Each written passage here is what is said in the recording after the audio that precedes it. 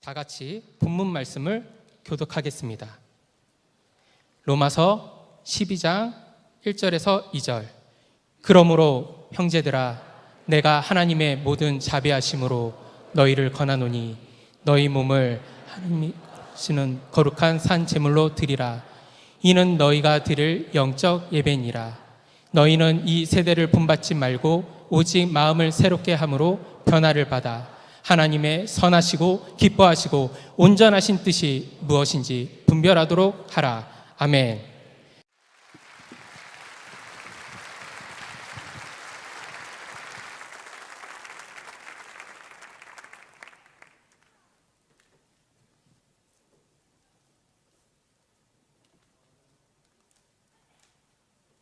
네, 반갑습니다.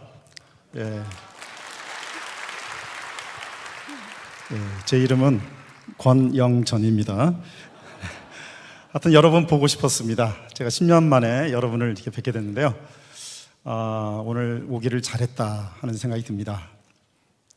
여러분을 본 것도 너무 좋았는데 보너스로 우리 권혁준 우리 형제님의 특송을 들으면서 아주 감동이 되었습니다. 그래서 옛날 생각이 나더라고요. 저도 옛날에 무대에 서본 적이 있거든요. 군대에서. 제가 내음반에서 형제들 이렇게 쫄병 들어오면 전도에서 양육하고 한 사람 한 사람 이제 훈련을 시켰는데, 그때만 해도 이제 군기가 좀 있어서 쫄병들이 고참의 말을 아주 잘 듣습니다. 그래서 큐티하라고 그러면 큐티하고, 암송하라면 암송하고. 그래서 이제 제가 고등학교 때 중창단에 있었기 때문에 군대가 좀 무료하잖아요. 그래서 한 명씩 두 명씩 찬양 연습을 시켰습니다. 그래서 남성 사중창단을 조직해서 내무반에 고참들이 다 안 믿었는데 제 밑으로 중창단이 되었습니다. 그랬더니 내무반장님이 갑자기 너네 한번 노래 한번 해봐. 그래서 제가 이 쫄병들과 함께 남성 사중창을 딱 했더니 이 고참들이 깜짝 놀라는 거예요. 너희들은 여기 있어서는 안 될 사람들이다. 그래서 제가 그때 육군본부에서 근무했는데 육군본부 교회가 큽니다. 거기서 데뷔를 했습니다. 그랬더니 우리 군목 되신 목사님이 감동을 받으셨는지 수송대대장이 이제 바뀌었어요. 그래서 그 대대장님이 예수님을 믿어서 취임식 날 교회에서 이렇게 취임식을 하는데 저희 보고 특송을 하라는 거예요. 그래서 제가 일을 이렇게 면제받고 우리 쫄병들과 함께 특송을 한 적이 있습니다. 그런데 이 권혁준 우리 형제님이 이렇게 순원들과 함께 특송을 하는 걸 보면서 옛 생각도 나고, 그 순원 한 명이 한 12년 전인가요? 15년 전인지 모르겠는데 우리 비비 수련회 할 때 국민일보에 기획기사가 난 적이 있습니다. 직장인 선교대 해갖고 전면 광고료는 없어서 안 했는데 국민일보 기자가 직장 선교에 대한 특집 기사를 실었는데 우리 수련회 소식이 실렸어요. 근데 거기 그때 제가 기획간사를 하고 있어갖고 기획간사 권영전 이름 좋은데 기획본부장 권영전 이렇게 딱. 근데 이 형제가 그걸 보더니 우리 모임 사무실 전화해서 저한테 전화를 해서 형제님, 그래서 너 누구니? 그랬더니 저 윤창이에요. 그래서, 웬일이야, 잘 지내지? 그랬더니 네, 저 목사 됐어요. 그래서 광주에서 목회하고 있다고 합니다. 내무반 쫄병이 중창을 처음 했던 쫄병이 이제 목사가 돼서 전화를 했습니다. 하여튼 반갑습니다. 제 소개를 다시 드리면 저는 K그룹에서 15년 근무하다가 I그룹으로 옮겨서 14년 근무하다가 명퇴를 당했습니다. 그래서 명퇴 당했는데 J그룹에서 스카우트 J가 와서 엄청난 연봉을 준다고 해서 계약서 보지도 않고 사인했습니다. 근데 나중에 제가 정신 들어서 계약서를 봤더니 연봉을 후불로 준대요. 일시불로. 천국에서 후불로 준다고 그래서 하여간 우리 J그룹, 지저스그룹은 전 세계 239개 지사를 가지고 있고 어디서나 근무할 수 있는 특권이 있는, 그래서 얼마나 좋은지 업무 시간에 성경을 봐도 아무 말 안 합니다. 그리고 업무 시간에 수다 떨고 차 마시고 교제하는 것을 적극 지지합니다. 그래서 제가 제2그룹에 온 걸 너무나 감사하게 생각합니다. 아주 요즘 행복한 그런 시간을 보내고 있습니다. 여러분 중에 혹시 명퇴 때문에 걱정이 되시거나 조퇴 때문에 조기 퇴직 때문에 염려하시는 분이 있다면 여러분 걱정하지 마십시오. 제2그룹에서 여러분을 기다리고 있습니다. 전 세계 열방 가운데 제2그룹 지사가 있습니다. 어디든지 갈 수가 있습니다. 여러분이 찍기만 하면 보내줍니다.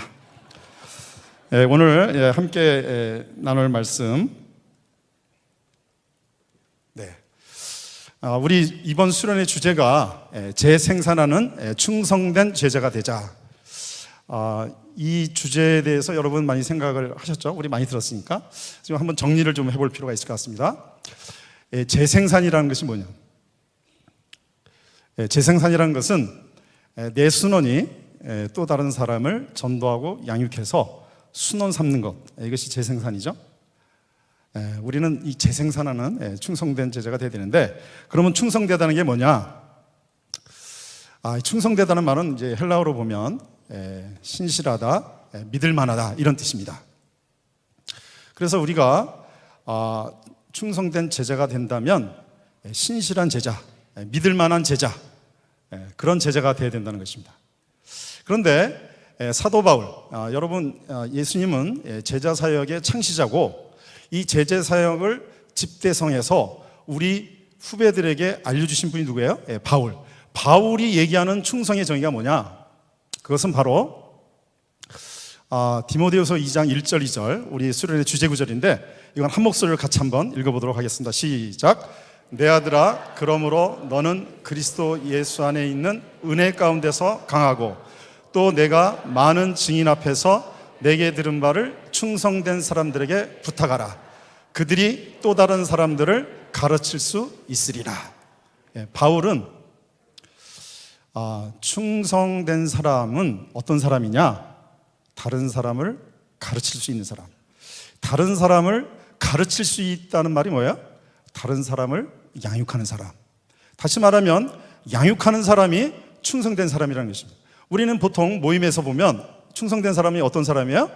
모임에 늦지 않고 오는 사람, 빠지지 않고 오는 사람, 또 순모임 준비 잘해오는 사람, 또 순장님이 지시하면 아멘하고 따르는 사람, 이런 게 충성된 사람이라고 생각하잖아요. 근데 바울은 그런 태도적인 걸로 정의를 내리지 않았습니다. 순원을 양육하는 사람이 충성된 사람이다. 우리 순장님 중에 나는 모임을 위해서 이렇게 헌신하고 충성스럽게 섬겼습니다. 나는 이번 수련회를 위해서 안내로 섬기고 찬양으로 섬기고 간증으로 섬기고 섬겼습니다. 난 이렇게 충성됩니다 생각할 수 있지만, 만약 여러분들이 그런 많은 일을 한다 할지라도 다른 사람을 양육하고 있지 않다면 나는 충성되지 않은 것입니다. 충성된다는 얘기는 다른 사람을 양육하는 사람이 충성되다. 그러므로 우리는 충성된 제자가 되려면 기본적으로 다른 사람을 양육하는 사람이 돼야 됩니다. 순원을 양육해야 됩니다. 이름은 순장인데 순원이 없다면 나는 충성된 순장이 아니라는 사실을 우리는 기억해야 되는 것입니다. 그러면 우리는 어떻게 하면 다른 사람을 양육하고 가르치는 충성된 제자가 될 수 있을까요? 바울은 오늘 본문 읽었던 말씀 통해서 세 가지의 요소를, 충성된 제자가 될 수 있는 세 가지 요소를 말씀하고 있습니다. 왜 화면이 위에 잘리는데, 첫 번째는 충성된 제자가 되려면 하나님께 헌신해야 됩니다. 로마서 12장 1절에 그러므로 형제들아, 그러므로는 뭐냐면 로마서 1장부터 11장까지의 내용은 이신득이에 대한 교리적 설명입니다. 사도 바울은 로마에 있는 제자들에게 우리는 믿음으로써, 예수님을 믿음으로써만 구원을 얻을 수 있다는 그 교리를 가르쳐주고 있습니다. 그러므로 이제 너희가 믿음으로 구원을 얻었고 이제 믿음으로 예수님의 제자가 되었다면 그러므로 여러분은 너희 몸을 하나님이 기뻐하시는 거룩한 산 제물로 드리라고 말씀하고 있는 것입니다. 하나님이 기뻐하시는 거룩한 산 제물을 드리라. 우리의 몸을 하나님께 드리라고 사도 바울은 이야기하고 있는 것입니다. 우리의 몸을 하나님께 드리는 게 뭐예요? 전문 용어로 헌신이라고 합니다. 우리의 몸을 드린다. 이 몸은 이 헬라어의 원래 의미가 그냥 육체를 의미하는 것이 아니라 우리의 전 인격, 전 존재, 전 생애, 우리의 생활 이런 것을 다 포함한 나의 생애를 하나님께 드린다 이런 뜻입니다. 우리는 우리의 몸을 하나님께 드려야 되는 것입니다. 이것을 헌신이란다. 헌신할 때 우리는 충성된 제자가 될 수가 있습니다. 그런데 우리 몸을 어떻게 드리냐? 거룩한 산 제물로 그랬잖아요. 이 거룩이라는 단어가 이 히브리의 원래 구약에서 거룩은 이 코데시라고 해서 이것은 분리, 구별 뭐 이런 의미가 있지만 유대인들이 그 단어를 쓸 때는 어떤 의미로 받아들이냐면 하나님께 드려졌다, 하나님께 드려짐, 하나님이 사용함 이런 뜻으로 이 거룩이라는 뜻을 이야기하고 있는 것입니다. 그래서 똑같은 이런 물컵이나 그릇이라 할지라도 하나님을 위해서 쓰여지는 성소에서 쓰여지면 그 그릇은 거룩한 그릇인 거예요. 똑같은 인간, 허물 많은 아론의 자녀들 그리고 그 후손들은 똑같은 인간이지만 하나님을 위해서 쓰여지고 하나님을 위해서 사용되어질 때 거룩한 제사장이 되는 것입니다. 그래서 우리는 거룩한 제물로 하나님께 드려져야 되는 것입니다. 이 거룩하다는 것은 내가 헌신할 때 많은 사람들이 이렇게 합니다. 내가 좀 더 성장하면요, 내가 좀 더 성결해지고 경건해지고 영성이 뜨거워지면 내가 헌신할게요. 그것은 틀린 말입니다. 우리가 어떨 때 거룩해지냐면 하나님께 드려질 때, 내가 헌신할 때 우리는 거룩해지는 것입니다. 우리가 모임에서 형제자매들을 권면합니다. 많은 분들이 저는 아직은 안 돼요. 좀 더 성장해야 돼요. 좀 더 성장하면 모임에 나올 거예요. 좀 더 내가 거룩해지면 순장할게요. 그렇지 않습니다. 내가 하나님께 드려지면 내가 헌신하면 나는 거룩해지는 것입니다. 또 거룩의 의미가 어떤 의미가 있냐면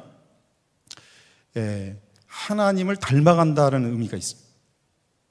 베드로전서 1장 15절 16절에 오직 너희를 부르신 거룩한 이처럼 너희도 모든 행실에 거룩한 자가 되라. 기록되었으되 내가 거룩하니 너희도 거룩할지어다 하셨느니라. 레위기 11장 44절 말씀을 인용해서 베드로는 우리에게 하나님을 닮아가라고 권면하고 있는 것입니다. 이 거룩이라는 단어가 그래서 하나님을 닮아간다는 뜻이 있어요. 그런데 우리가 하나님을 닮아가려고 하니까 하나님은 영이시기 때문에 우리 눈에 보이지 않습니다. 그래서 하나님은 우리에게 예수님을 이 땅에 보내셨어요. 그래서 우리 눈에 보이는 하나님, 육신을 입고 오신 하나님이신 예수님, 그래서 예수님은 우리 눈에 잘 보이고 예수님의 삶은 우리가 다 볼 수 있었기 때문에 예수님을 닮아가는 것이 거룩인 것입니다.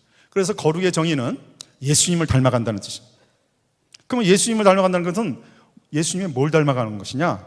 바로 예수님의 성품을 닮아가고 예수님의 사역을 닮아가는 것입니다.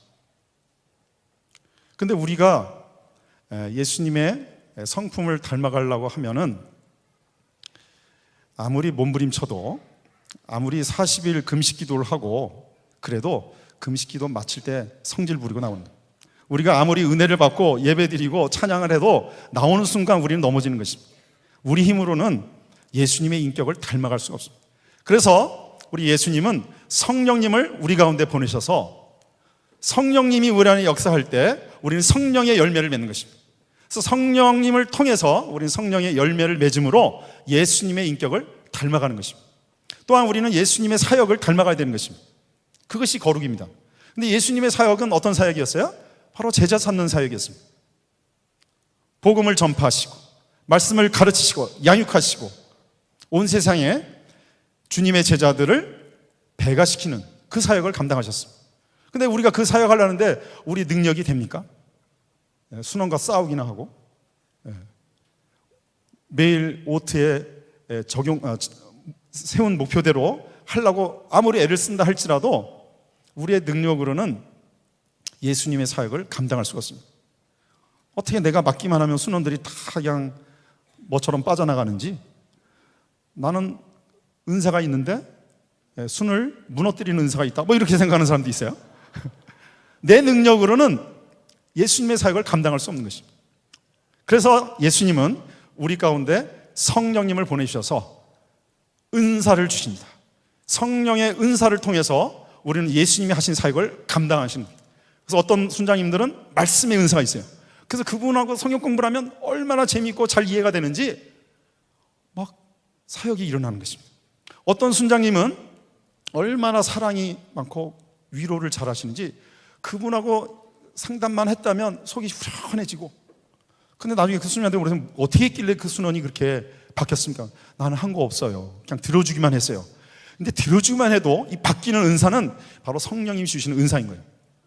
어떤 사람은 전도를 하는데 이상하게 다른 사람이 그렇게 해도 안 믿던 사람들이 이분이 예수 믿으세요? 한마디 하면 그냥 예수 믿을게 하고 따라 나와요. 다른 사람이 그냥 그렇게 갖은 물질로 뭘로 공략을 해서 모임에 한번 데려가려도 안 들었던 사람이, 이 사람이 우리 어디 한번 갈래? 따라올래? 따라와요. 근데 보니까 모임에 앉아 있는 거예요. 이게 은사인 것입니다. 성령님의 은사를 통해서 우리는 예수님의 사역을 닮아가는 것입니다. 그래서 이 거룩, 예수님을 닮아가는 것이 거룩인데, 이렇게 우리가 거룩한 제물로 드려야 되는 것입니다. 그런데 먼저는 우리가 헌신하면 거룩해지는 것입니다. 그래서 우리가 주님 앞에 나는 예수님 닮아가기 위해서 먼저 헌신해야 되는 것입니다. 그러면 성령님이 우리 가운데서 성령의 연륜을 맺게 하시고 은사를 주셔서 우리의 사역을 일으켜 주시는 것입니다. 우리는 거룩한 제물로 하나님께 드려야 되는 것입니다. 우리는 헌신해야 되는 것입니다. 그런데 산제물로 드리라고 했어요. 원래 제물은 구약 시대에는 반드시 제물은 죽여서 피를 흘려서 하나님께 드리는 것입니다. 죽여서 드리는 거예요. 구약에 있는 어떤 집에 이 망나니 아들이 있었는데 그 망나니 아들 때문에 그 집에 가장 사랑스럽고 예쁜 양이 죽는 겁니다. 이 양이 생각할 때 어떻게 생각하겠어요? 아유, 저 친구 때문에 내가 죽는구나. 억울하다. 그런데 이 제물은 희생. 그래서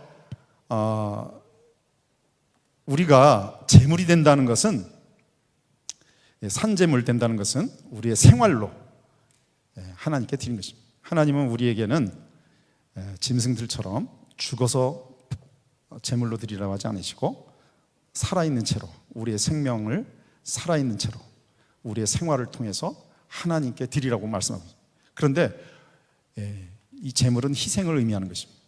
우리가 생활이 살아있지만 우리의 직장 생활을 희생해서 하나님께 제물로 드리라, 이런 뜻입니다. 그것이 바로 산제물로 드리라는 것입니다. 우리는 하나님 앞에서 거룩한 산제물로 드려야 되는 것입니다. 그래서 우리가 직장에서 한 알에 썩어지는 밀알이 될 때 우리가 직장 동료들을 위해서 우리를 희생할 때 하나님이 우리를 받아주시는 것입니다. 그럴 때 예수님의 사역 우리가 감당할 수 있게 되는 것입니다. 제가 교보생명에 합격 통지서를 받고 너무 기뻤어요. 그래서 그날 광화문에 가서 기도를 했습니다. 그리고 저 기둥을 붙들고 기도했어요. 하나님, 이 기둥 같은 주님의 제자들이 이 교보생명 안에 일어나게 하여 주옵소서. 그리고 나중에 입사해서는 저 교보 빌딩 23층이에요. 지하 3층부터 23층까지 계단을 밟으면서 기도했어요. 하나님, 무릇 너희 발바닥으로 받는 모든 것을 다 너에게 주었노니. 여호수아 1장 3절 약속의 말씀을 주장하면서 하나님 2층에도 주님의 제자가 일어나게 하여 주옵소서. 2층에도 모든 층마다 주의 제자들이 일어나게 하여 주옵소서 기도했습니다. 그리고 입사해서 연수원에서부터 우리 입사 동기들한테 전도했습니다. 그리고 화요일하고 목요일 날 우리 부서 배치받은 다음에 전도 성경공 모임을 했어요. 제 입사 동기가 의무실에 근무해서 10층에 있는 의무실 그 로비에 소파가 이렇게 있는데 거기서 매일 저녁, 매주 화요일 목요일 전도 성경 공부를 했어요. 그래서 계속 초대를 해서 안 믿는 사람들과 전도 성경 공부를 했습니다. 그리고 점심시간마다 관계 전도를 했어요. 그런데 하나님이 열매를 안 주시는 거예요. 뭐 한두 번 하고는 이제 안 오고 또 한두 번 하고 안 오고. 그래서 제가 낙심이 되었어요. 그래서 순자님하고 교제하면서 이거 어떻게 하면 좋습니까 했더니 저보고 한 영혼을 위해서 헌신하라는 거예요. 한 영혼을 위해서 헌신. 그래서 그때부터 제가 누구를 위해서 헌신할까 이 전도 대상자 리스트를 쭉 뽑으면서 저하고 업무적으로 관계 있는 사람들, 자주 만나는 사람들 이름을 놓고 기도했어요. 그리고는 그때부터 식사 기도할 때도 이 기도를 빼놓지 않았어요. 주여 교보에서 충성된 한 사람을 주옵소서. 그리고 그 사람들을 계속 올려드렸어요. 3년째 한 형제를 만났어요.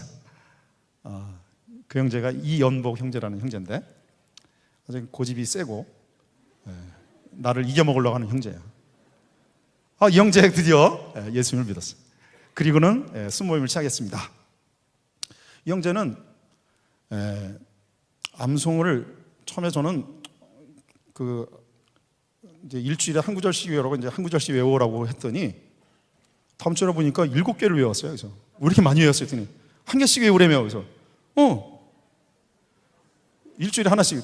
아니 하루에 한 개씩 외우라고 해서 그래서 앞으로 그렇게 하면은 나중에 복습이 안 되니까 일주일에 한 개씩만 해. 2개씩만 해. 그랬더니 아니래. 자기는 하루에 한 개씩 하겠대요. 근데 진짜로 60일째 되는 날 69절 다 외웠어요. 그리고 큐티를 이렇게 하는데 암송을 너무 잘해요. 나중에는 나보고 뭘 외우겠냐? 그래서 나는 189절 외우고 있어요. 그랬더니 자기 189절 외우겠대요.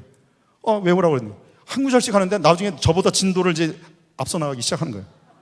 그래서 제가 이제 암송 점검 안 하고 오늘은 암송은 됐고 큐티 모임 하자. 큐티 나누자. 하여튼 이 형제는 저한테 질려고 하잖아요. 탁구를 쳐도 어떻게든 나를 이겨먹으려고. 그래서 이 형제랑 이렇게 해서는 안 되겠다 해서 이제는 큐티 모임 하자. 그래서 매일 아침에 업무 시간 1시간 전에 와서 10층 휴게실에서 만나자. 이거는 나를 못 따라오겠지. 이 형제가 찐득이처럼 나보다 먼저 와서 기다리고 있어요. 그래서부터 큐티 모임을 시작했습니다. 회사에서 갑자기 비상경영을 선포하더니 전 직원은 1시간 먼저 와서 근무하라는 거예요. 그래서 9시 근무가 8시 근무로 바뀌었어요. 큐티 모임 시간이 없어지잖아요. 이거는 안 따라오겠죠. 해서 우리 7시에 모이자. 딱 그랬더니 저보다 먼저 와서 또 7시에 기다리고 있어요. 그렇게 열심으로 헌신했더니 나중에 보니까 그 휴게실 테이블마다 다른 형제들이 큐티 모임을 하고 있었던 거예요. 제가 인사부에 한번 발령 난 적이 있습니다. 저희 원래 전산을 전공해서 전산부에 있다가 인사평가 시스템 개발하라고 인사부로 발령을 했어요. 근데 그때 신입사원이 600명이 들어왔어요.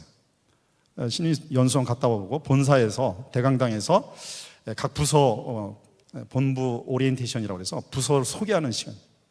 근데 그때 제가 갑자기 마음속에 이 사람들이 잠깐 이따 갈 건데 누구에게 먼저 전도해야 될지 모르잖아요. 그래서 아이디어가 떠올랐는데 이 설문서를 먼저 돌려서 그걸 통해서 우선적으로 만날 사람을 하자. 그래서 그때 이거 하다가 잘리면 어떡하지? 왜냐면 이제 부서장들이 와서 교육하는데 그때가 이제 대리 시절이었는데 대리가 올라와서 갑자기 회사에 지침도 아닌데 와서 설문도 돌린다고 안 되죠. 죽으면 죽으리다 하고는 이제 설문서 600장 복사해서 우리 형제들한테 이거 좀 내가 마이크 잡으면 빨리 나누라고. 그래서 한 부서 소개 끝나자마자 딱 강당에서 여러분 잠깐 앉아 하면서 제 소개를 했어요. 내가 인사평가 시스템과 권영전 대리입니다. 잠깐만 앉으시고 여러분의 직장 생활에 도움이 되는 얘기를 내가 해줄 테니까 이 설문서 빨리 작성하고 다 되신 분 나가십시오. 설문서 내용은 3개의 질문이에요. 예수 믿느냐? 안 믿느냐? 안 믿으면 믿을 거냐? 뭐 이런 간단한 질문이에요. 그리고 부서 쓰고 이름 써라, 딱. 그걸 그냥 뭐 3분 만에 그냥 600명 다 받고, 그래서 추려보니까 아주 잘 쓴 사람들 있잖아요. 18명을 뽑아서 우리 교보에 성경 읽기 모임이 있습니다. 오십시오. 18명 왔어요. 그 중에 한 형제가 정태선 형제예요. 죽으면 죽으리다. 믿음으로 도전했어요. 그랬더니 충성된 사람을 하나님이 붙여주시는 거예요. 여러분, 헌신해야지만 충성된 제자를 만날 수가 있습니다. 제가 이제 교부에 15년 근무하고 이제 ING를 잠깐 옮겼어요. ING에 갔을 때 우리 형제자매들이 몇 명 있었어요. 광화 모임 나온 자매들이. 그래서 순모임을 이제 하고 있었어요. 그래서 저도 가서 같이 성경 공부 모임을 지속적으로 했습니다. 그런데 회사가 이제 사옥으로 옮기고 이렇게 하면서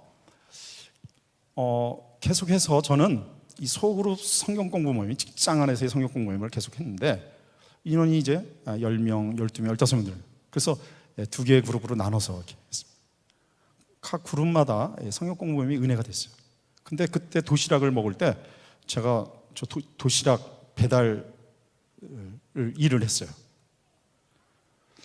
그때 제가 직급이 상무를 달고 있었는데 상무가 도시락 봉지 들고 이렇게 회의실로 이렇게 올라가 버렸어요. 그랬더니 나중에 어떤 형제가 상무님 그거 제가 하면 안 될까요? 왜 안 되니? 네가 해도 되지. 그래서 그때부터 이제 지금 이제 인도하고 있는 형제가 하게 된 거예요. 형제들이 성장하니까 이제 보이나 봐요. 저는 그 믿음이 어리고 이렇게 성숙하지 않은 직장에서 예수님 믿기는 믿지만 아리까리한 사람들을 1명, 2명 모아서 도시락 배달하면서 섬겼더니 그들이 나중에 성경 공부 인도자가 되어서 회사 안에서 소그룹을 인도하고 있게 된 것입니다. 여러분, 우리가 헌신하면 충성된 제자가 되는 것입니다. 두 번째로 우리가 또 생각해야 될 건 뭐냐면 충성된 사람들을 양육하는 충성된 제자가 되려면 변화가 되어야 됩니다. 로마서 12장 2절에 보면 너희는 이 세대를 본받지 말고 오직 마음을 새롭게 함으로 변화를 받으라 말씀하고 있어요. 여기서 이 변화라는 이 말은 헬라어로 모르페라는 이제 단어인데 이 말은 외양의 변화, 겉모습의 변화가 아니라 이 본질적 요소의 변화를 의미하는 거죠. 우리는 마음을 새롭게 함으로 본질적인 요소가 변화되어야 되는 것입니다. 제가 퇴직하기 전에 이제 출근을 이렇게 할 때 항상 저는 이제 차에서 이제 극동 방송을 틀고 가는데 그날 차가 많이 밀려서 근데 어느 목사님이 설교를 하는데 아주 은혜가 된 예화를 들려주셨어요. 그 예화가 바로 이겁니다. 어떤 실험실에서 쥐를 가지고 쥐의 성질의 변화를 연구를 하는 거예요. 이 쥐한테 처음에 이렇게 케이지에 넣어놓고 물하고 이 사료를 줬습니다. 그런데 이 실험자가 똑같은 물병 모양의 색깔도 물과 똑같은 소주를 담아서 소주 튜브를 하나를 더 꽂아줬어요. 근데 이 쥐는 절대로 소주는 입에도 안 됩니다. 사료 먹고 물 먹고. 그래서 한 3일 지난 다음에 물 튜브를 빼고 소주 튜브만 남겨놨어요. 그랬더니 이 쥐가 물이 없으니까 아예 소주는 접근을 안 하고 하루 반나절까지 먹지는 않는다는 거예요. 근데 목말라 죽으려고 하는 거죠. 그러더니 못 견디겠으니까 소주를 한 방울 두 방울 먹기 시작합니다. 그러더니 이 쥐가 취하기 시작하는 거예요. 그 다음부터는 먹이도 안 먹고 소주만 얄롬얄롬 계속 먹는 겁니다. 그리고 이틀이 지났습니다. 이제 계속 취한 채로 눈만 뜨면 소주만 먹는 거예요. 그러더니 안 하던 짓을 하기 시작합니다. 사람이 와도 괜히 그냥 막 성질 부리고 막 하고 고양이를 갖다가 이렇게 데렸더니 옛날 같았으면 막 찍찍거리면서 도망가고 막 그랬는데 고양이한테 째려보고 막 크크거리고 고양이한테 대든다는 거예요. 쥐가 변질되었어요. 그래서 한 3일 있다가 다시 물튜브를 꽂아줬대요. 근데 이 쥐가 물이 왔는데도 물을 먹지 않습니다. 계속 소주만 먹습니다. 그러다가 소주 튜브를 뺐어요. 물을 하고 먹이만 줬어요. 그랬더니 이 쥐가 성질을 부립니다. 왜 소주 안 주냐? 실험자가 가면은 막 으르렁거리고 쥐가 변질돼가고. 그러더니 아무리 기다려도 소주가 안 오니까 너무 목마르잖아요. 물을 먹기 시작합니다. 물을 먹은 지 3일이 지나니까 쥐가 쥐다운 모습으로 변화되었어요. 고양이가 오니까 깜짝 놀라더니 찍찍거리면서 도망다니고 난리가 납니다. 여러분, 쥐가 물을 안 먹고 소주를 먹으면 변질되는 것입니다. 그런데 쥐가 소주를 끊고 물을 먹으면 변화되는 것입니다. 이 변질과 변화, 우리가 하나님의 말씀의 은혜 가운데 있을 때는 변화되는 것입니다.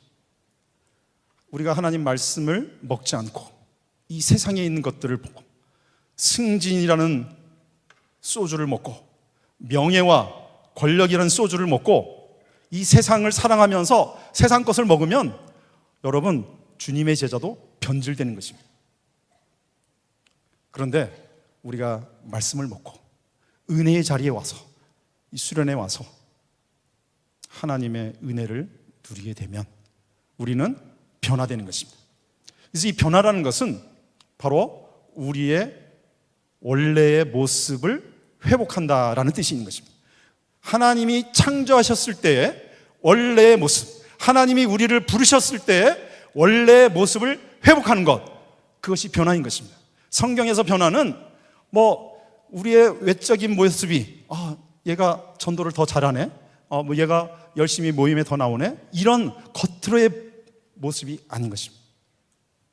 우리의 본질적인, 우리의 오전 시간에도 우리 송태호 목사님 말씀한 우리의 원래의 존재, 그것의 회복을 의미하는 것입니다. 우리는 하나님 앞에서 이런 회복을 입어야 되는 것입니다. 저는 이제 비비비 이렇게 생각하면서 특별히 우리가 회복되어야 되고 변화되어야 될 것이 무엇인가 생각을 했을 때 우리는 사명을 회복했으면 좋겠습니다.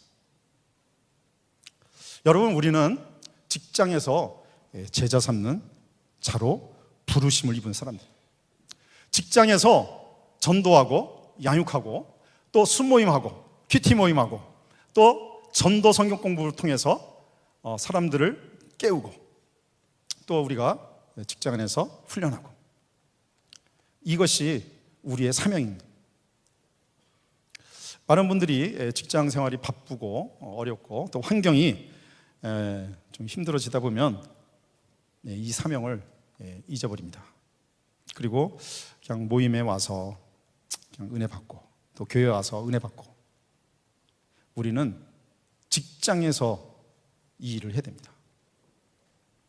제가 직장에서 아까 ING 소개를 드렸는데요, 우리 형제들을 BBB BTC 훈련 받으러 보냈더니 잘렸어요.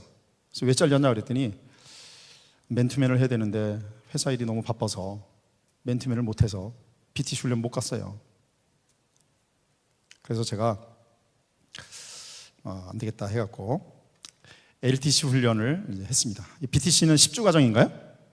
저는 5주, 우리 CCC에 있는 그 교원 그대로 LTC 5주 과정을 10강의, 강의와 시범 해서 10가지 해서 5주, 한 주에 2가씩 형제들을 모집해서 회의실에서 회사에서 이렇게 LTC 훈련하니까 너무 좋아요. 모든 시설이 완벽하게 준비가 되어 있어요. 그리고 많은 인원을 하지 않습니다. 5명에서 10명 사이로 하니까. 근데 첫 1기 때 7명이 이렇게 훈련 받는데 얼마나 열심히 하는지 몰라요. 그래서 막 점심시간마다 이제 막 사형리 전도하기 위해서 처음에는 첫 주는 순장과 함께 이렇게 하고, 그다음부터는 각자 흩어져서 숙제를 해야 되잖아요. 매주 점검하니까. 회사에서 이제 전도하는 붐이 일어나기 시작했습니다. 그리고 2기 때는 그 훈련받은 형제 중에서 한 명이 또 강의하고 시범하고 이렇게 해요. 그래서 회사에서 이런 LTC 훈련을 하니까 이제 회사의 모든 시설이 우리 모임이 되는 거예요. 여기 회의실이 좀 안 된다고 그러면 이쪽 회의실, 모든 자원을 총동원해서 뭐 시간이 안 맞다는 말을 할 수가 없습니다. 퇴근 시간 되면 기다리고 있어요. 회의실로 그 시간에 야근한다 그러면 찾아가서 강의 듣고 와서 야근해. 회사에서 훈련을 합니다. 그럴 때 여러분, 그룹 순장 4명이 배출이 되었고 12명의 순장 후보생들이 기다리고 있는 거예요. 여러분, 직장 안에서 우린 제자 삼는 자의 삶을 살아야 됩니다. 우리 모임에서 베이스 캠프가 되어서 그런 재생산을 할 수 있는 우리 제자를 양육하지만, 우리가 있는 직장에서 적어도 회의실 하나 정도는 있는 직장이라면 여러분이 자체적인 훈련을 해내야 됩니다. 자체적으로 이런 큐티 모임과 자체적으로, 그래서 이런 사명을 여러분이 회복을 했으면 좋겠어요. 이번에 수련회 오신 분들은 여러분의 직장을 내가 이 회사에서는 내가 잘 못하겠고, 우리 교회 중등부 아이들이 어느 날 저한테 그런 거예요. 니네 학교 가서 식사할 때 기도하지? 그랬더니 뭐 그냥 하긴 하는데 그러니까 애들이, 그래서 왜 못하니? 그랬더니, 여러분 지금 청소년 복음회율이 몇 %인지 아세요? 2016년도 통계가 3.8%예요. 100명 중에 3명, 4명뿐이 예수님 안 믿는다는 거예요. 물론 교회 다니는 몇 명 더 있는데, 엄마가 너 교회 가면 컴퓨터 게임 2시간 더 해줄게, 이거 쿠폰 받고 교회를 가는 거지 예수님 믿는 건 아니에요. 그러니까 학교 가서 애들이 핍박을 당하는 거예요. 식사 기도하려고 그러면 막 애들이 막 도시락 저기 밖으로 어디다 치워놓고 막. 그래서 어떤 애는 날마다 우리에게 그냥 살짝 노래를 부르고 먹는데요. 그래서 방학 때 얘들 제자 훈련했습니다. 큐티하고 성경 읽기. 우리 이제 교회에 아가피아 공부방이라고 학원이 있어요. 그래서 아이들 방학 동안에 훈련했죠. 이렇게 계약하더니 얘들이 우리도 학교에서 큐티 모임 하겠습니다. 1시간 전에 8시에, 요즘 학교가 인권조례 이런 게 생겨갖고 9시에 수업이 시작합니다. 이 청소년들이 일찍 일어나지 못해요. 근데 이 아이들이 8시에 학교를 갑니다. 불 꺼진 학교에 가서, 그 미술 선생님이 내비게이터 출신의 선생님이래요. 그래서 미술실 빌려서 애들이 거기서 큐티 모임을 합니다. 찬양을 4곡에서 5곡, 그 다음에 큐티 나눔하고, 그 다음에 합심 기도를 합니다. 얼마나 어떻게 친구들을 위해서, 학교를 위해서, 열방을 위해서 막 기도해요. 미술 선생님이 그걸 보면 너무 기뻐하고, 너희 엄마가 누구니? 뭐 이러고, 너희 교회 목사님 누구니? 막 간식 사다 주고, 그 미술실이 음악실인 줄 알아. 너무 찬양하고. 그러더니 이 아이들이 식사 기도도 당당하게 합니다. 학교 애들이, 놀리던 애들이 이 아이들한테 물어보는 거죠. 직접적으로 물어보지 못하니까, 나도 니네 교회 한번 가보고 싶은데. 그래서 남자애들이 막 따라 나오고, 이런 놀라운 일이 일어나는 것입니다. 여러분, 변화돼야 됩니다. 우리의 사명을 회복해야 됩니다. 그러면 하나님께서 우리를 통해서 충성된 제자를 붙여주십니다. 아멘. 또 우리가 회복돼야 될 게 뭐냐면, 좀 열정을 좀 회복했으면 좋겠어요. 비비 형제 제자님들, 오래간만에 와보니까 너무 반가워요. 우리가 이러한 수련회 때만 열정이 아니라 각 모임에서, 각 직장에서 우리가 열정을 회복해요. 원래 비비비가 열정이 넘치는 모임입니다. 제가 저기 합정동의 다운교회라고, 그 이경준 목사님이랑 이제 한 달에 한 번씩 교제를 하는데, 이분이 옛날 내비게이터 출판사 사장이었어요. 그래서 내비게이터의 골수 분자 출신이에요. 근데 그분 처음 만났을 때 그러니까, 어제 비비비 사역했다고 그러니까, 비비비. 그래서 그분이 이제 이랜드 전체 사목본부장도 이렇게 하시면서 이랜드 사역을 많이 해요. 그래서 이랜드 사원들 뭐 수련하고 그러잖아요. 그래서 그 박성수 회장이, 이랜드 박성수 회장이 그 목사님한테 자기한테 그러더라는 거예요. 우리 이랜드 사원들 수련회나 이랜드 사원들 뭐 이렇게 저거를 비비비처럼 만들어 달라는 게, 비비비처럼. 박성수 회장이 아마 BBB 와서 메시지 했었죠. 엄청나게 도전받았나 봐요. 그렇게 열심히 하는 단체가, 이 박성수 회장이 내비게이터 출신이에요. 그런데도 내비보다 더 열심히 있는 단체가 BBB라고. 그러니까 이 지금 내비게이터 출판사 사장이었던 이경주 목사님이 저한테 내가 BBB라니까 그렇게 내비게이터가 훨씬 열정적인 모임에서 왔냐고. 이런 모임이 BBB입니다, 여러분. 자부심을 가져야 돼요. 근데 요즘은 우리가 뭔가 좀 열심히 좀 옛날보다 좀 덜한 것 같은 느낌이 들어요. 미국 대공황 시절이 있었어요. 그때 많은 직장에서 사람들이 해고당하고 실직 상태에 있었습니다. 어떤 사람도 대가족, 7명의 가족을 이끄는 가장인데 이분도 실직을 당했는데 이제 먹고 살 수가 없어요. 매일 신문에 사람을 구합니다. 찾아봐도 자기를 받아주는 데가 없어요. 근데 한 군데 광고가 떴어요. 미국 성서공회라는 곳에서 성경 세일즈맨 모집을 하는 거예요. 이 미국 대공황 시절에, 미국은 기독교 기반이 된 국가라서 집집마다 성경이 없는 집이 없는데 성경을 기본급은 없고 성경을 판매하면 수당을 주는 그런 세일즈맨이에요. 근데 이 사람은 핸디캡이 있어요. 아주 심한 말더듬이에요. 우리 최봉희 형제님은 메시지 할 때만 가끔 더듬지만 이 사람은 일상 용어 속에서 더듬어요. 그런데 이 사람은 어디 갈 데가 없으니까 내가 여기라도 가리라 취업했어요. 다른 사람들 판매를 하는데 첫 달에 판매왕이 누군지 아십니까? 이 사람이에요. 다른 사람들은 지금 이렇게 나라가 경제 불황 대공황에서 어떻게 이걸 파냐, 안 된다, 말도 안 된다. 이분은 판매를 했어요. 그래서 물어봤어요. 어떻게 그래 팔았냐? 저 딴 거 없습니다. 저는 가서 이렇게 합니다. 문을 두드리고 실례합니다. 저는 성서공회에서 나왔습니다. 이 성경을 사주시지 않겠습니까? 그러면 저희 집에 성경이 있습니다. 문을 닫으려고 그러면 발 하나 딱 밀고 절대로 문이 안 닫히게끔 해놓은 다음에 이 성경이 얼마나 좋은지 아십니까? 하면서 더듬으면서 이 성경은 창세기부터 계시록까지 얼마나 좋은지 읽어주면 사시겠습니까? 그러니까 이 사람들이 그걸 듣고 있을 수가 없잖아요.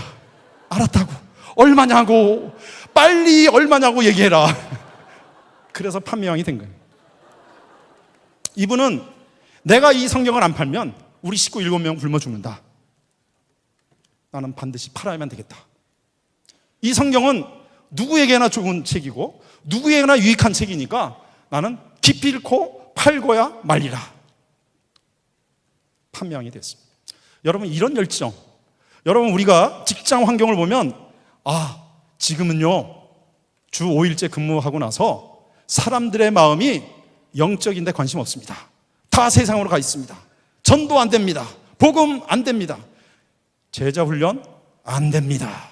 말도 안 되는 얘기, 이렇게 얘기할 때 여러분 우리는 어떻게 해야 되겠습니까? 이 복음은 모든 사람에게 능력이 되는, 복이 되는 하나님의 말씀, 이거 반드시 나눠야 되는 것입니다. 찐득이처럼 그 사람이 예수님 영접할 때까지 복음을 전해야 되는 것입니다. 뿐만 아니라 우리는 끝까지 찾아다니면서 양육을 해야 되는 것입니다. 이것이 열정입니다.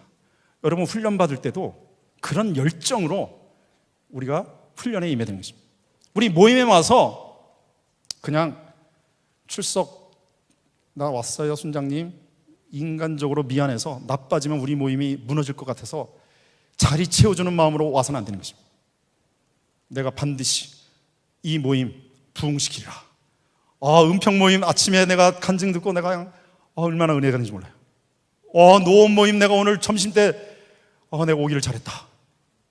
저렇게 맨투맨을 열심히 하고 저렇게 정말 주님 앞에서 이 일 내가 반드시 해내고야 말리라. 이런 열심으로 우리 순장님들이 헌신할 때 충성된 사람들이 우리에게 일어나게 되는 것입니다. 우리는 열정을 회복해야 돼요. 또 한 가지 더 나눕니다. 세 번째로 우리가 양육하는 충성된 제자가 되려면 하나님의 뜻을 분별해야 됩니다. 여러분, 하나님의 뜻을 분별하라고 말씀하고 있어요.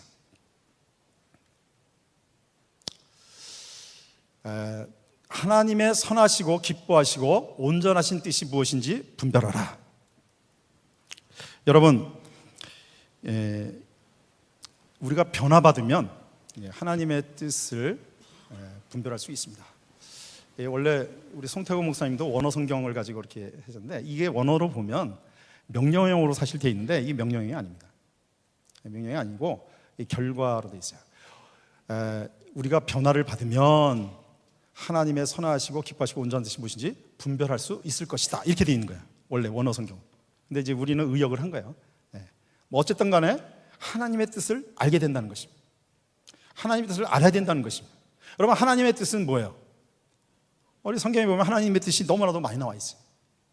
요한복음 6장 40절에 보면 믿는 자마다 영생을 얻는 것이 하나님의 뜻이에요. 데살로니가서 5장 10절에 보면 항상 기뻐하고 쉬지 말고 기도하고 범사에 감사하는 것이 하나님의 뜻이에요. 또 데살로니가서 4장 3절에 보면 우리가 거룩해지는 것이 하나님의 뜻이에요. 근데 여러분, 이 하나님의 뜻을 제일 잘하는 사람이 누구예요? 예수님이에요. 예수님은 하나님과 함께 계시다가 이 땅에 오셨고 하나님과 함께 계신 분이에요. 그래서 하나님은 예수님 통해서 우리에게 하나님의 뜻이 무엇인지, 가장 중요한 뜻이 무엇인지 가장 정확하고 분명하게 마지막 유언적으로 알려주신 하나님의 뜻이 있어요. 모든 뜻 중에서도 가장 중요한 뜻이 이거예요. 그것이 뭐예요? 지상명령. 마태복음 28장 19절 20절에 보면 그러므로 너희는 가서 모든 민족을 제자로 삼아 아버지, 아들과 성령의 이름으로 세례를 주고 내가 너희에게 분부한 모든 것을 가르쳐 지키게 하라. 볼지어다 내가 세상 끝날까지 너희와 항상 함께 있으리라 하시니라. 우리 자녀들이 어머니의 뜻을 따르는 게 좋잖아요. 어머니의 뜻이 여러 가지가 있어요. 뭐 밥 잘 먹어라, 손 씻고 먹어라, 놀기 전에 숙제해라, 뭐 이거 다 엄마의 뜻이에요. 근데 엄마의 가장 중요한 뜻이 뭐예요? 이 자녀가 사람다운 사람, 이 세상에 선한 영향력을 끼칠 수 있는 사람이 되는 게 엄마의 뜻이에요. 부모의 뜻이잖아요. 여러분, 우리가 성경에 보면 여러 가지 하나님의 뜻이 많이 나와 있어요. 어떤 사람은 뭐 회사 여기 그냥 명퇴할까요? 조퇴할까요? 뭐 이런 거 하나님의 뜻을 묻는 사람이 있어요. 또 어떤 사람은 집을 이사해야 되는데 동쪽으로 갈까요? 서쪽으로 갈까요? 묻는 사람이 있어요. 하나님의 뜻을 묻는 사람이 있어요. 물론 이제 그런 뜻도 있지만 여러분, 뜻 중에서도 가장 본질적이고 중요한 뜻을 여러분 아세요. 성경에서 말하는 하나님 뜻의 최고봉, 정말 이것만큼은 모든 사람들이 받들어 모셔야 될 뜻, 그 뜻이 뭐예요? 모든 민족을 제자로 삼으라. 모든 민족을 제자 삼는 게 무슨 말이에요? 세계 선교. 세계 선교를, 세계 비전을 우리는 하나님의 뜻으로 분별해야 되는 것입니다. 우리 BBB는 뭐 기본적으로 알고 있잖아요. 모든 선교단체, 여러분 제자 훈련을 제일 체계적으로 잘하는 선교단체가 내비게이터예요. 내비게이터의 제자 훈련 교재 베스트셀러죠. SCL 6권 5과 7권부터 10권까지는 장별 성경 공부고, 실질적으로 제자 훈련의 내용을 커리큘럼을 다루는 게 1권부터 6권까지예요. 그 마지막 과의 제목이 뭔지 아세요? 세계 비전.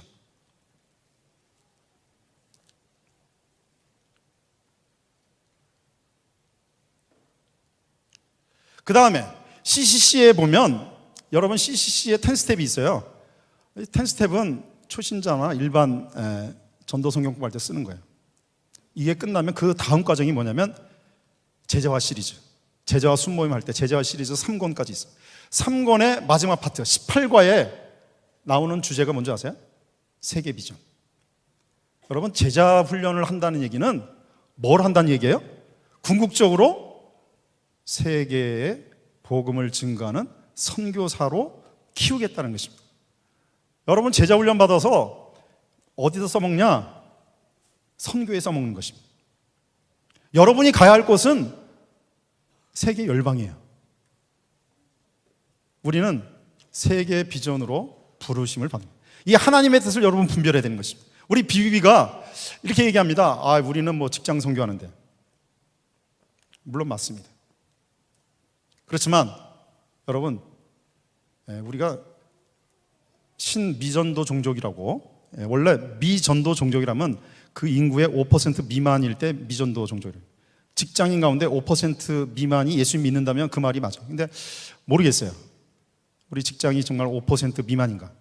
그리고 우리가 직장 전도, 직장 복음화를 강조하려고 좀 더 품위 있게 얘기하려고 직장 선교라고 용어를 붙인 거지, 우리는 직장 전도 하는 거예요. 직장 전도. 이 전도와 선교의 차이는 뭐예요? 전도는 내가 잘하고 내가 하는 말로 내가 사는 지역에 있는 사람에게 복음을 전하는 걸 전도라고 그래요. 그러나 내가 자라나지 않고 내가 하지 않는 말이 아닌 지역에 있는 사람들에게 그 나라 사람만의 말로 복음을 전하는 것을 선교라고 하는 것입니다. 모든 민족을 우리는 제자를 삼는, 모든 민족 제자 삼는 것이 하나님의 뜻입니다. 우리 이걸 감당해야 되는 것입니다. 그래서 여러분, 예수님의 제자들을 사도라고 합니다. 이 사도는 보넬사, 무리도, 이 보내심을 받은 자들이라는 뜻이에요. 그래서 예수님의 제자들은 어디 있었어요? 처음에 오순절 성령 충만해서 예루살렘 교회가 시작됐지만 이들은 예루살렘에 머물지 않았어요. 좀 있다가 다 떠났어요. 보내심을 받았어요. 베드로는 로마로, 요한은 에베소로, 또 안드레는 소아시아로, 모든 12제자들은 도마는 페르시아와 인도로 다 보내심을 받았어요. 그러면 예루살렘 교회 누가 했냐? 그냥 예수님의 동생 야고보가 할 게 없으니까 내가 여기 맡을게. 그래서 예루살렘 교회 담임 목사가 돼서 예수님 동생 야고보가 예루살렘 교회하고, 사도들은 다 보내심을 받은 거예요. 나는 여러분이, 우리 비비 형제자매 여러분들이 다 예수님의 12제자와 같은 사도라고 믿습니다. 왜냐하면 여러분은 다 보내심을 받은 자들입니다. 그럼 여러분이 어디로 가야 되는 거예요? 여러분 있는 곳, 여기에 그대로 남아있으면 안 되는 것입니다. 여러분, 우리의 하나님의 뜻을 이루어드릴, 지상명령을 이루어드릴 예수님의 제자들입니다. 우리는 열방으로 나가야 되는 것입니다. 지금은 이제 전문인 선교 시대라고 그래요. 이 전문인 선교가 뭐냐면, 지금은 선교사라는 이름으로는 전 세계 어느 나라든지 비자 발급이 안 됩니다. 그래서 다 직업을 가지고 나가요.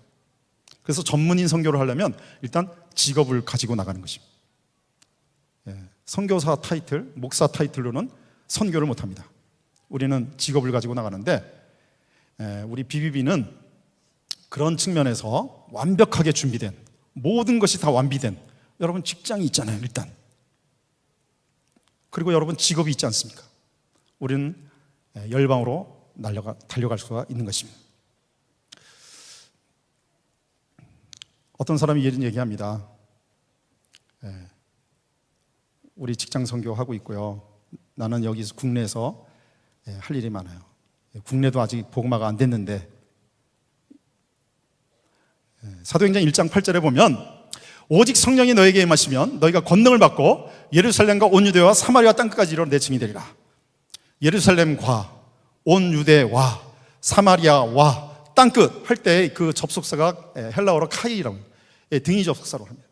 근데 이 말은 동등하게 우리가 해야 된다는 거예요. 우리가 성령이 임하면 권능을 받아서 우리가 사역을 해야 될 때 예루살렘에서도 해야 되지만 동시에 온 유대에서도 해야 되고 사마리아에서도 해야 되고 땅끝에서도 이 일을 해야 된다는 것입니다. 전도와 선교는 함께 나가는 것입니다.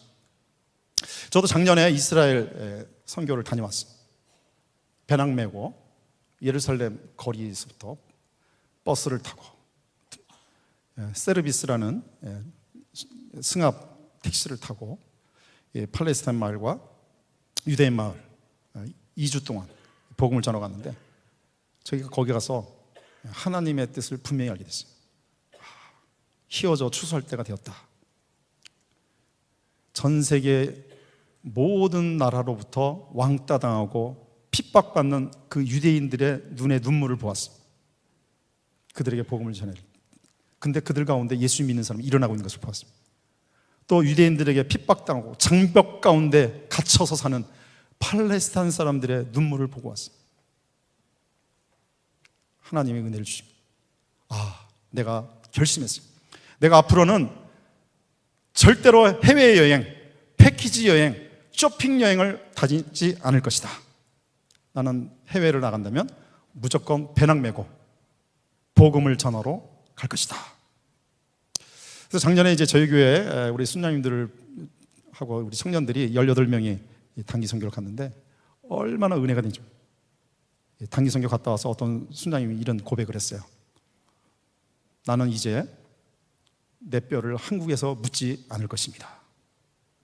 나는 반드시 열방 땅에서 그들을 섬기다가 나의 임종을 맞이할 것입니다. 그 간증이 너무나도 은혜가 됐어요. 여러분, 우리가 주님의 제자라면 주님의 뜻을 받들어야 됩니다. 주님께서 우리를 세계 선교로 부르셨습니다. 여러분들 여름 휴가 때 가족들이랑 패키지 관광 가려고 하지 마세요. 지방에 콘도 빌려서 사칩니다. 한번 열방 땅에 한번 갔다 와 보세요.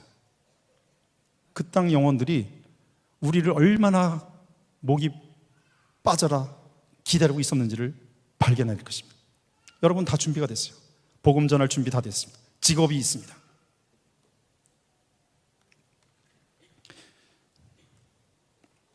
우리 교회 이제 청년 2명이 이번 1월 달, 그다음에 3월 달 1년간 휴학하고 학생 선교사로 단기 선교 1년간 다녀옵니다.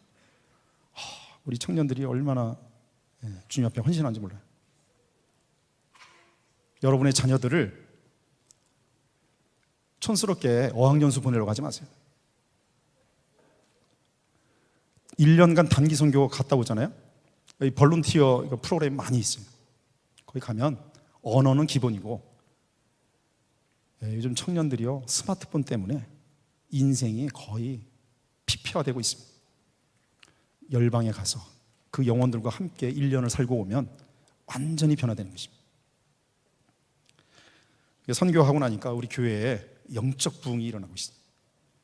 얼마나 뜨거워진 분. 이제 전도할 때 의무감으로 하지 않습니다. 정말 영혼을 사랑해서 전도하는 것 같아요. 요즘은 저희가 교회에서 제일 은혜 없는 사람이에요. 우리 순자님들이 얼마나 뜨거운지 찬양 인도하는 형제도 간단한 멘트를 했는데 사람 마음을 막 움직여 막 뜨거워져서 막 감당할 수 없는 엄청난 파워풀한 메신저 같은 하나님의 영이 부어지니까 이 형제들이 선교를 하고 나니까 이렇게 바뀌더라고요. 여러분 매년 우리는 선교 준비하고 나갔으면 좋겠습니다. 많은 사람들이 이렇게 또 질문합니다. 우리 한국교회 왜 이렇게 공격적으로 선교하냐? 옛날에 김선일 형제 순교 사건, 또 아프가니스탄에서 2명이 순교당한 거 보면서 벌떼같이 달려들어서 한국교회를 비난합니다. 너희들은 왜 이렇게 공격적으로 선교하냐? 그리고 왜 위험한데 왜 가냐? 여러분 왜 가야 돼요? 이거 대답해야 됩니다. 왜 가야 돼요? 하나님의 뜻이기 때문에 가는 것입니다.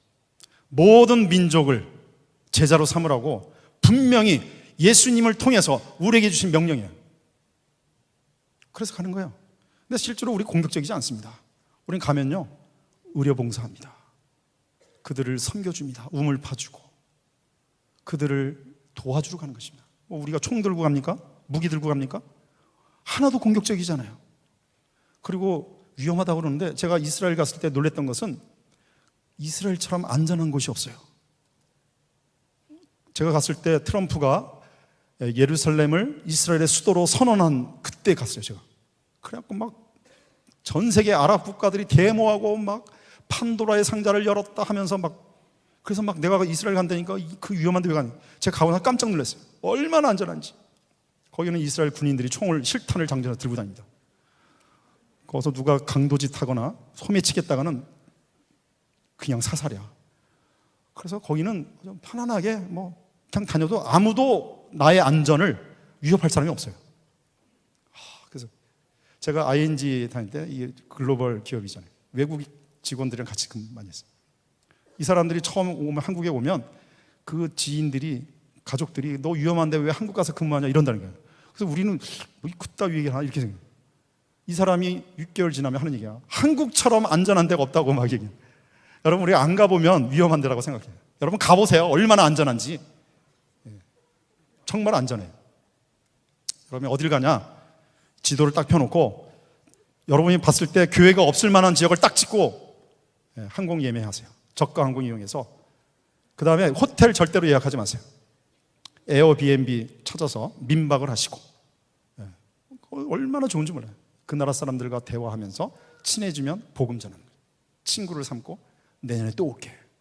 이렇게 복음 전하는 거예요. 그러다 여러분이 은퇴하시면 제2그룹에서 여러분을 채용해서 그곳에서 뼈를 묻을 수 있도록 사택까지 제공하면서 여러분을 파송할 수 있습니다. 우리는 선교해야 돼요. 한국교회가 말씀을 순종해야 돼요. 우리는 주님 앞에서 영적인 군사로 부르심을 받습니다. 영적 군사인데, 여러분 전쟁하는데 우리 보고 너희는 전쟁을 왜 이렇게 공격적으로 하니? 좀 살살해. 군인한테 지금 막 전투를 벌이고 있는데 너희들 왜 이렇게 공격적으로 전투하니? 말이 됩니까? 너희들 왜 위험한 데서 전투하니? 말이 됩니까? 우리가 있는 곳이 영적 전쟁의 현장이에요. 우리가 있음으로 해서 그냥 위험해진 거예요. 여러분이 한국에 있다고 안 위험한 게 아니에요. 이 한국이 여러분이 있기 때문에 제일 위험한 곳이 됐어요. 여러분이 빨리 나가야지 한국이 안전해지는데 우리가 있으면 위험해지는 거예요. 우리는 나가야 됩니다. 세계 열방을 향해서 나가야 됩니다.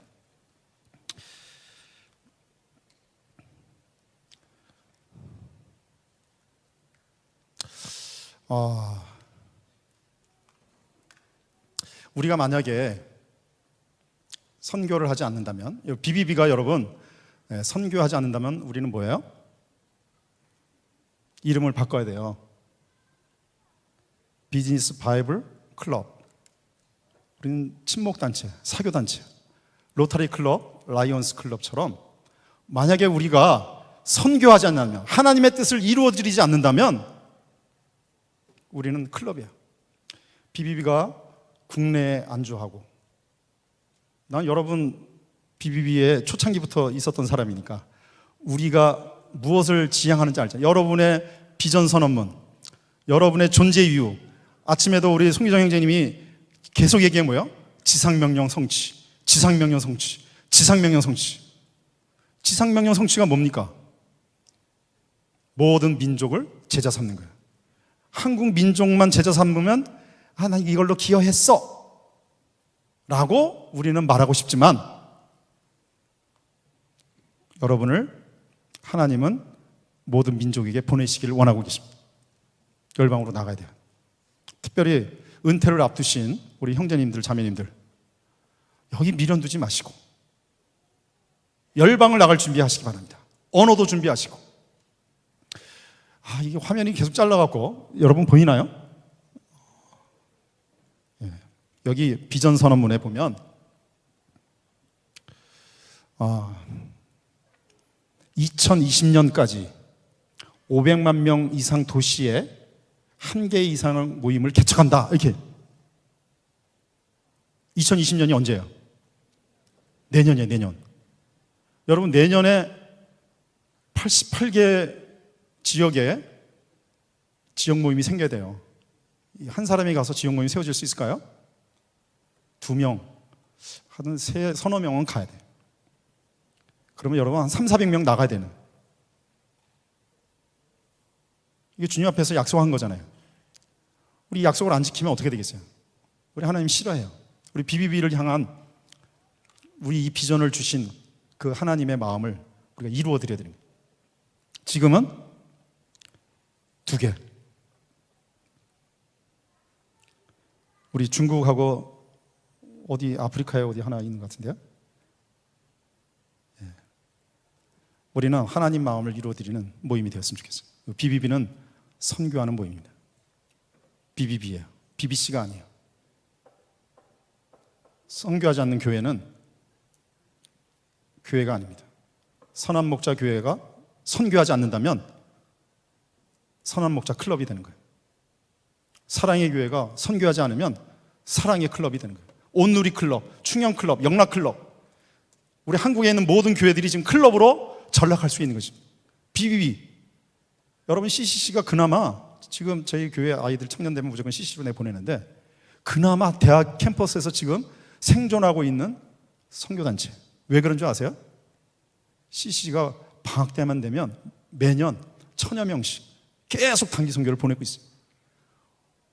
우리 교회 대학생들은 얘들이 그냥 그렇게 그냥 방학만 되면 단기 선교 나가요.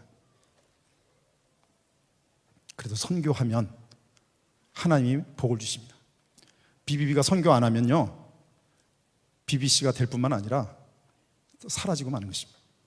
많은 한국의 교회들, 많은 선교단체들이 선교를 놓치고 있어요. 우리 어떻게 나가야 돼요?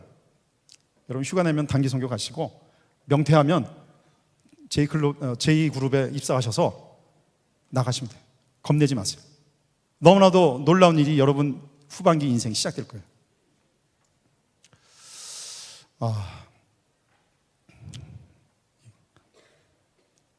선교훈련을 받으실 때 추천드린다면, 여러분 은퇴하시면 GPTI나 인터콥 이런 전문 선교단체 훈련 받으시고 나가시기 바랍니다.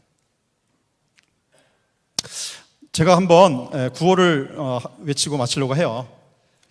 제가 오래간만에 BBB 오니까 옛 생각이 나요. 요즘 이런 구호 부르는지는 모르겠어요. 구호 외치나요? 그래요? 그럼 우리 같은 목소리로 구호 한번 외치고 우리 메시지 마치도록 하겠습니다. 자, 구호 준비! 시작! 오라 우리가! 오라 우리가! 오라 우리가! 직장인의 가슴마다 그리스도의 푸르고 푸른 계절이 오게 하자! 꼭 오게 하자! 할렐루야! 기도하겠습니다. 하나님 감사합니다. 저희를 부르셔서 직장 안에서 제자 삼는 일을 감당케 하시고, 우리로 하여금 직장 안에서 죽어가는 영혼들, 갈 바를 알지 못하고 방황하는 그런 사람들에게, 잠자는 그리스도인들에게 주님의 제자로 다시 한번 일으켜 깨우는 사역을 감당케 하신 것 감사합니다. 하나님 아버지, 저희가 이 사명에 다시 한번 헌신할 수 있도록 도와주시고, 다시 한번 거룩한 제물로 주님 앞에 드려지게 하여 주옵소서. 다시 한번 영성이 회복되게 하시고, 사명이 회복되게 하여 주시고, 열정이 회복되게 하여 주시옵소서. 그래서 하나님 아버지, 우리가 우리 직장뿐만 아니라 전 세계 열방을 품고 나아가는 주님의 제자들 되게 하여 주시옵소서. 예수님의 이름으로 기도하옵나이다. 아멘.